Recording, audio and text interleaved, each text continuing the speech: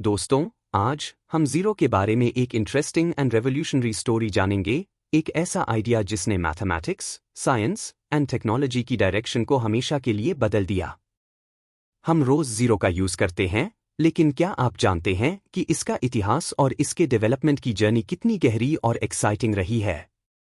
आइए जानते हैं कि यह साधारण सा नंबर कैसे दुनिया के सबसे इंपॉर्टेंट एंड इन्फ्लुएंशियल कॉन्सेप्ट्स में से एक बन गया। जीरो की शुरुआत प्राचीन मेसोपोटामिया में हुई, जहां सुमेरियंस ने सबसे पहले प्लेस होल्डर का यूज किया था, जिससे नंबर्स के एब्सेंस को रिप्रेजेंट किया जा सके। हालांकि यह सिर्फ एक ब्लैंक स्पेस था, असली जीरो का आइडिया इंडिया में ओरिजिनेटेड हुआ था। इंडियन मैथमेटिशियन ब्रह्मगुप्ता ने 7वीं सदी में इसे पूरी तरह से डिफाइन किया और इसके मैथमेटिकल रूल्स को एस्टैब्लिश्ड किया। उन्होंने जीरो को एक रियल नंबर माना और इसके साथ एडिशन, सब्ट्रैक्शन और यहां तक कि डिवीजन जैसे मैथमेटिकल ऑपरेशंस को समझाया। यह मैथमेटिक्स की दुनिया में एक हिस्टोरिक स्टेप था। इंडिया से जीरो की यात्रा आगे बढ़ी और यह इस्लामिक वर्ल्ड में पहुंचा, जहां इसे और भी रिफाइंड किया गया। अल-ख्वारिज्मी, जिन्हें अलजेब्रा का फादर कहा जाता है, ने जीरो और डेसिमल सिस्टम का यूज करके कैलकुलेशंस को अधिक एक्यूरेट एंड एफिशिएंट बनाया।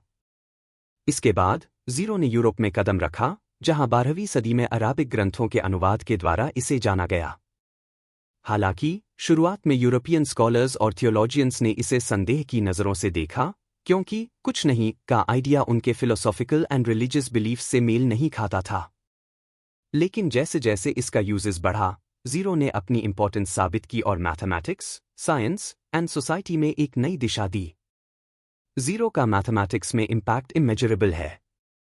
इसने डेसिमल सिस्टम को पॉसिबल बनाया, जिससे लार्ज नंबर्स का सरलता से हिसाब रखा जा सका। अलजेब्रा में इक्वेशन सॉल्विंग करने की क्षमता दी और कैलकुलस और कोऑर्डिनेट जियोमेट्री जैसे फील्ड्स में रेवोल्यूशनाइज्ड लाई। इसके बिना कंप्यूटिंग और बाइनरी कोड की कल्पना भी नहीं की जा सकती थी, क्योंकि आजकल के सारे computers and digital devices zero और एक के बेसिस पर ही काम करते हैं। जीरो जस्ट एक मैथमेटिकल टूल नहीं है, बल्कि यह एक गहरी फिलोसॉफिकल कॉन्सेप्ट भी है। कई कल्चर्स में कुछ नहीं का आइडिया गहरे एग्जिस्टेंशियल क्वेश्चंस से जुड़ा हुआ था। इंडियन फिलॉसफी में शून्यता को एक पॉजिटिव पर्सपेक्टिव से देखा गया, जबकि वेस्टर्न ट्रेडिशंस ने शुरुआत में इसे संदेह की नज़र से देखा। समय के साथ जीरो ने अपने आप को एक मजबूत और इंडिस्पेंसिबल प्रिंसिपल के रूप में साबित किया। जीरो का इंपॉर्टेंस न केवल मैथमेटिकल एंड साइंटिफिक वर्ल्ड में है, बल्कि यह हमारी सोच और अस्तित्व के तरीके को भी अफेक्ट्स करता है। यह थ्योरी हमें सिखाता है कि कभी कभी कुछ नहीं भी सबसे इंपॉर्टेंट हो सकता है, क्योंकि बिना जीरो के हम किसी भी मॉडर्न टेक्नोलॉजिकल वर्ल्ड का सोच भी नहीं सकते।